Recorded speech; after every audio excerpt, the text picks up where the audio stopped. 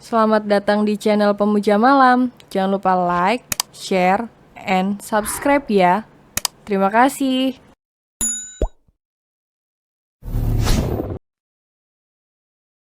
Chapter 37, Jejak Rahasia dalam Buku Harian.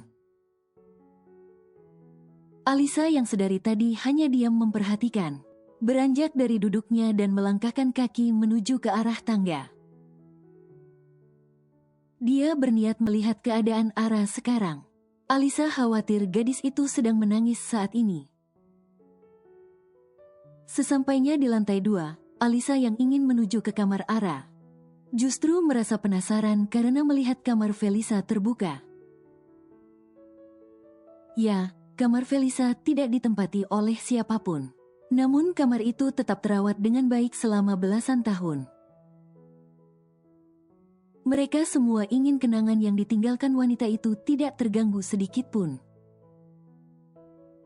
Di sisi lain, Ara yang sedang duduk di tepi ranjang menangis sambil memeluk sebuah figura foto. Gadis itu merasakan kehancuran untuk kedua kalinya dalam hidupnya. Pertama saat kepergian Darren, dan kedua saat dia mengetahui ayah kandungnya masih hidup. Dan kini muncul di hadapannya tanpa rasa bersalah. Suara derit pintu terbuka mengalihkan perhatian gadis itu. Ara menoleh ke belakang dan mendapati Alisa masuk ke dalam kamar. Ya, saat ini gadis itu sedang berada di kamar ibunya, kamar Felisa. "Sayang, kamu lagi apa di sini?" tanya Alisa yang ikut duduk di samping Ara sambil menghapus air mata di pipi gadis itu. Ara sedih, "Mom, kenapa pria itu harus muncul sekarang? Kenapa?" tanya Ara dengan suara serak karena menangis. Alisa menarik Ara ke dalam pelukannya. Dia bisa merasakan kesedihan yang putrinya itu rasakan. "Dedi akan mengurusnya, kamu jangan khawatir lagi," kata Alisa dengan lembut berusaha menenangkan Ara. Ara masih menangis. Pelukan hangat Alisa cukup membuat dirinya merasa tenang. Alisa membiarkan Ara menangis, menumpahkan kesedihannya. Bahkan wanita itu tidak memperdulikan bajunya yang basah karena terkena air mata Ara. Dengan setia Alisa mengusap punggung gadis itu, berharap bisa menyalurkan kekuatan untuk Ara. "Sekarang sudah cukup menangisnya, oke Princess Mommy?" Alisa melerai pelukan Ara dan menangkup kedua pipi gadis itu dengan tangannya. Dengan lembut Alisa menghapus jejak air mata di wajah Ara. Lalu wanita itu tersenyum. "Dengarkan Mommy, kamu adalah anak paling hebat yang pernah Mommy temui. Jangan pernah takut tentang apapun, karena ada Mommy. Daddy dan Oma yang selalu bersama kamu. Daddy Darren dan Mommy Feli juga ikut menemui kamu dari jauh. Jadi jangan pernah khawatir akan hal apapun. Mengerti?" ucap Alisa sambil menatap penuh sayang pada Ara. Ara mengangguk, walau gadis itu masih belum bisa berhenti menangis. Tanpa mereka berdua sadari. Dari luar Vincent mendengarkan dan melihat apa yang mereka lakukan sejak tadi. Vincent merasa tenang, karena Alisa berperan baik sebagai seorang ibu untuk Ara. Dia merasa tidak salah memilih seorang istri. Alisa wanita terbaik yang pernah ia temui. Vincent memutuskan untuk menunggu sang istri di kamar dan membiarkan kedua perempuan kesayangannya itu untuk mengobrol. Kembali ke Alisa dan Ara, gadis itu berusaha menghentikan tangisnya. Sedangkan Alisa membuka pintu balkon untuk membuat udara segar masuk ke ruangan itu. Setelahnya Alisa beralih ke meja belajar, yang dulu sering digunakan mendiang Felisa untuk belajar. Alisa tidak pernah masuk ke dalam kamar ini, walaupun tidak ada yang melarangnya, tapi karena merasa tidak memiliki keperluan. Alisa tidak pernah berniat masuk ke ruangan pribadi Felisa ini. Alisa melihat buku buka yang masih tertata rapi di atas meja belajar. Koleksi novel Felisa pun tersusun rapi di sana. Entah kenapa, Alisa merasa penasaran dengan isi laci meja itu. Dengan hati-hati Alisa membukanya dan ia mendapati banyak alat-alat menggambar di sana. Alisa ingin kembali menutup, namun matanya menangkap sesuatu saat akan menutup laci. Sebuah buku yang bergembok terselip di antara tumpukan cat air dan kuas. Dengan tangan sedikit gemetar, Alisa mengambil buku dengan sampul bergambar teddy bear itu.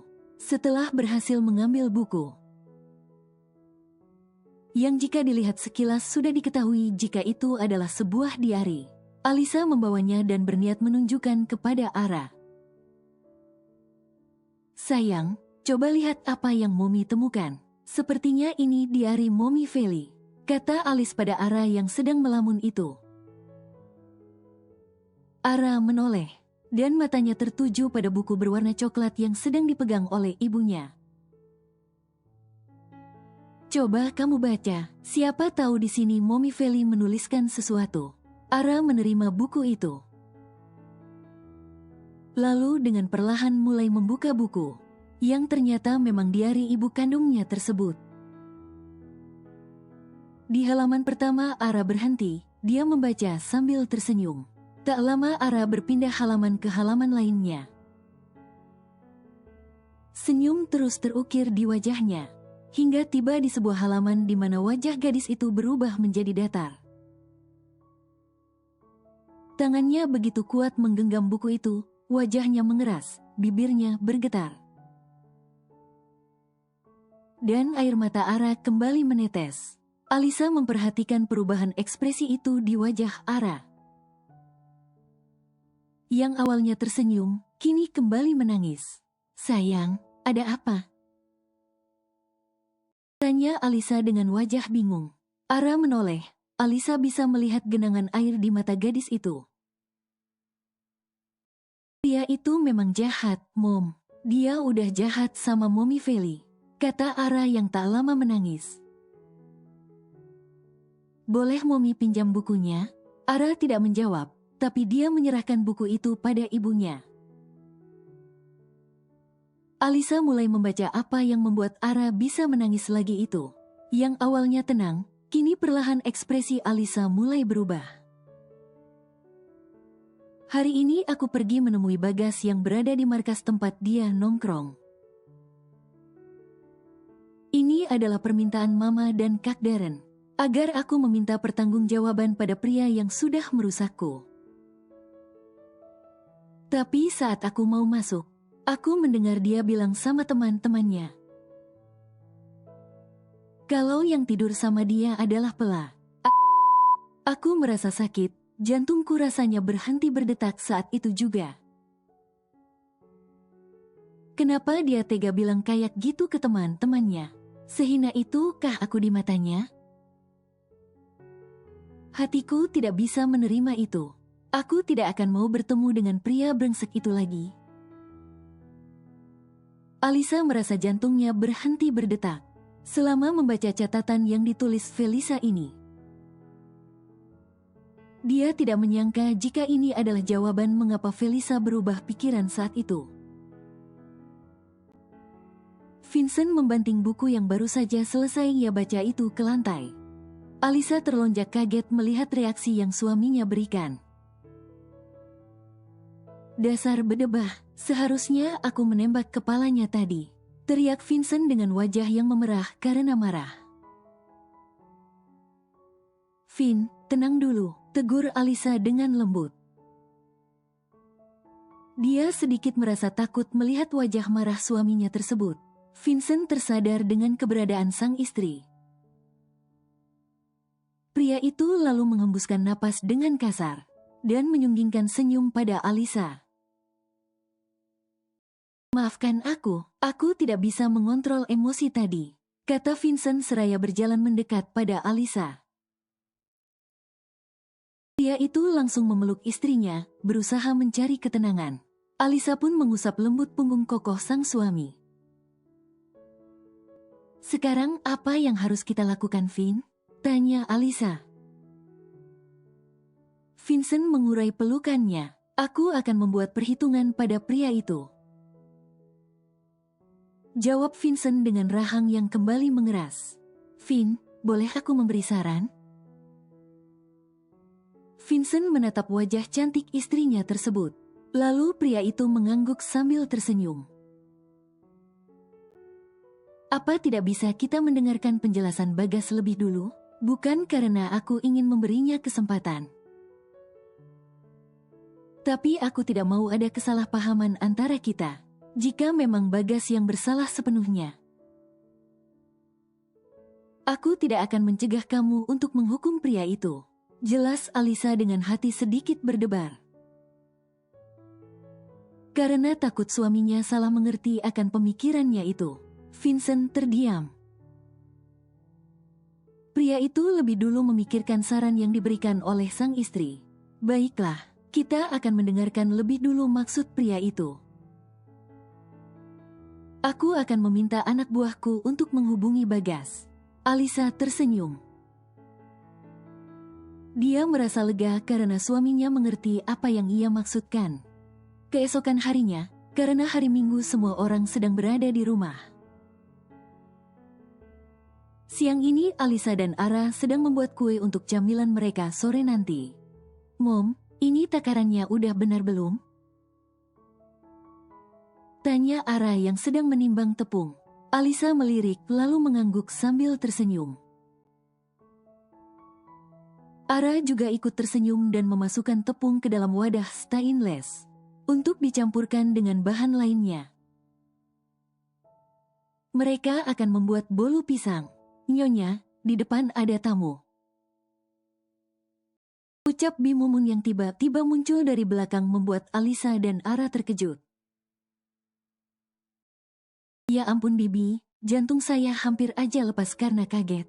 Siapa tamunya, Bi? Tanya Alisa sambil mengusap dadanya. Maaf Nyonya, itu orang yang kemarin siang. Jawab Bimumun. Alisa langsung mengerti siapa orang yang dimaksud oleh asisten rumah tangganya itu. Tolong beritahu suami saya ya, dia lagi di ruang kerjanya. Pinta Alisa.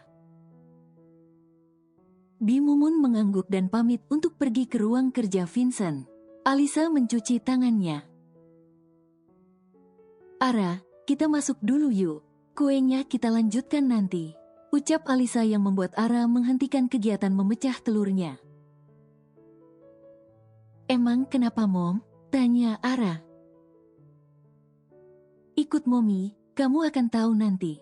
Tapi sebelumnya cuci tangan dulu. Ara akhirnya mengangguk. Gadis itu memang tidak pernah membantah apapun yang Alisa katakan. Mereka berdua pun meninggalkan dapur dan menuju ruang tamu. Saat melewati ruang keluarga, mereka berpapasan dengan Vincent yang sepertinya juga baru keluar dari ruang kerjanya. Vincent dan Alisa saling tatap. Mereka seakan sedang berbicara melalui hati masing-masing. Sesampainya di ruang tamu, Ara terkejut saat melihat pria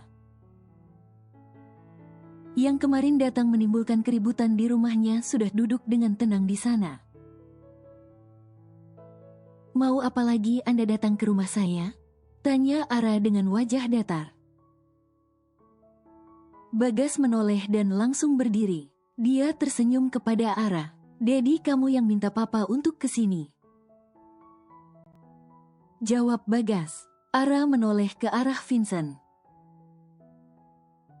Namun Vincent tidak mau melihat Ara, dia sedikit merasa bersalah. Karena membuat putrinya itu kembali bertemu dengan manusia brengsek yang ada di hadapannya ini. Jangan basa-basi, sekarang jelaskan semuanya, dan jangan coba-coba untuk berbohong. Perintah Vincent dengan mata tajam menatap ke arah Bagas. Alisa mengajak Ara untuk duduk di sofa.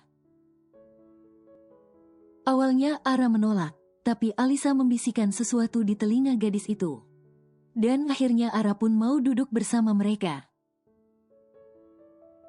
Setelah semuanya duduk, Bagas menatap bergantian pada ketiga orang di hadapannya itu. Aku dijebak, bukan karena keinginanku sendiri, ucap Bagas. Vincent, Alisa dan Ara hanya diam. Mereka tidak berniat menyela ucapan pria itu. Teman-temanku memberikan minuman yang sudah dicampur obat perang. Mereka membawaku ke hotel lalu menghubungi Feli untuk menjemputku dengan alasan aku sakit. Tapi saat Feli datang, reaksi obat itu kembali bekerja dan membuat aku tidak terkendali sehingga tanpa sadar melakukan hal itu pada Feli. Yang awalnya tidak aku ketahui jika itu adalah Feli. Ya, Anda menganggap yang tidur dengan Anda adalah Pela. Kata Ara yang membuat Bagas terkejut. Nak, kenapa kamu tahu soal itu? Tanya Bagas, karena Momi Feli mendengarnya. Saat Anda dengan santainya mengatakan hal itu kepada teman-teman Anda adalah manusia biadab yang pernah saya temui. Jawab Ara dengan wajah terlihat. Bagas kembali terkejut. Dia sangat mengingat apa yang baru saja dikatakan oleh Ara. Saat dimana dia membahas masalah itu dengan teman-temannya. Mereka bilang, yang tidur bersamanya adalah seorang pelacur yang mereka sewakan. Tapi nyatanya setelah beberapa minggu, dia baru mengetahui jika yang ia tiduri ternyata adalah kekasihnya sendiri, Felisa. Papa tidak tahu kalau ibumu mendengarnya. Tapi dia salah paham, bukan maksud Papa mengatai ibumu. Karena saat itu yang Papa tahu, Papa tidur dengan seorang pelacur. Setelah beberapa minggu, baru ada teman yang memberitahu kenyataan sebenarnya. Jelas Bagas. Ara hanya tersenyum miring. Dia menatap penuh kebencian pada ayah biologisnya tersebut. Apa penjelasan Anda bisa membuat momiku hidup kembali? Bagas terdiam. Mulutnya terbungkam dengan pertanyaan sang anak yang baru 2 kali ia temui itu. Lalu kenapa kau tidak pernah menemui adikku setelah kejadian itu? Tanya Vincent. Bagas menunduk. Aku merasa malu dan tidak pantas untuk bertemu dengan Felisa. Aku merasa sudah mengkhianatinya karena tidur dengan wanita lain. Tapi saat aku tahu kebenarannya, aku sempat mencari Feli, tapi ternyata dia sudah pindah dan aku tidak tahu harus mencarinya kemana. Vincent mengepalkan kedua tangannya. Bagaimana bisa ada pria tidak bertanggung jawab seperti pria di hadapannya ini? Hanya karena Feli pindah kau tidak berusaha untuk mencarinya? Aku baru kali ini melihat seorang pecundang masih bisa hidup dengan tenang selama bertahun-tahun. Ucap Vincent yang membuat Bagas semakin merasa bersalah. Apa kau tahu seberapa besar penderitaan yang dijalani adikku? Dia hampir gila karena harus menanggung semua beban menyakitkan itu. Teriak Vincent, maafkan aku. Lirih Bagas yang mulai terisak karena penyesalan yang sudah terlambat itu. Alisa menatap pintu rumah yang masih terbuka. Baru saja Bagas pergi setelah terjadi perdebatan antara pria itu dan suaminya. Alisa menghela napas. Dia merasa permasalahan ini tidak akan ada ujungnya. Jika kedua belah pihak terus membenarkan pemikiran mereka masing-masing, Alisa berniat untuk kembali ke dapur. Dia akan menyelesaikan kue yang ingin ia buat tadi seorang diri, karena Ara sudah masuk ke kamarnya. Gadis itu pasti sangat terpukul saat ini, tapi Alisa ingin memberikan putrinya itu waktu untuk menenangkan diri. Saat akan masuk ke area dapur, tiba-tiba tubuh Alisa ditarik ke samping dan menabrak sesuatu. Saat ia mengangkat wajahnya, dia mendapati Vincent sedang menatapnya. Kepalaku sakit sekali. Ucap Vincent seraya memeluk Alisa. Alisa bisa mendengarkan detak jantung pria itu. Tiba-tiba saja hatinya berdebar tak karuan. Mau minum obat, aku akan siapkan, kata Alisa. Vincent menggeleng. Tidak, tapi aku butuh dirimu, temani aku beristirahat di kamar. Belum Alisa menjawab, tubuhnya sudah melayang karena tiba-tiba saja Vincent menggendong dirinya. Vin, turunkan aku, pinta Alisa. Aku akan menurunkanmu kalau kita sudah sampai di kamar, jawab Vincent seraya tersenyum. Perasaan Alisa tiba-tiba saja menjadi tidak enak. Ditambah tatapan aneh suaminya semakin membuatnya berpikiran yang tidak-tidak. Vincent langsung beranjak dan menaiki tangga lalu menuju ke kamarnya. Alisa hanya bisa pasrah dalam gendongan sang suami. Dan berdoa semoga saja tidak ada yang melihat hal itu. Padahal sejak tadi Ara melihat mereka dari lantai 2. Gadis itu tersenyum bahagia karena melihat kedua orang tuanya bisa harmonis. Sesampainya di kamar, Vincent belum juga menurunkan Alisa. Vin, sekarang turunkan aku. Kita sudah di kamar. Vincent hanya tersenyum. Dia berjalan menuju sebuah sofa yang tersedia di kamar itu. Pria itu duduk di sana tanpa menurunkan Alisa. Sehingga sekarang wanita itu duduk di pangkuannya. Alisa ingin berdiri, namun ditahan oleh Vincent. Pria itu menatap lurus tepat ke mata sang istri. Maafkan aku yang sudah mengabaikanmu beberapa hari ini. Permasalahan Felisa membuat fokusku jadi terpecah. Ucap Vincent yang membuat Alisa terdiam. Dan masih dalam posisi duduk di pangkuan sang suami. Aku bahagia karena memiliki seorang istri seperti kamu, Sa. Kamu adalah anugerah yang Tuhan berikan untukku. Aku sangat mencintaimu.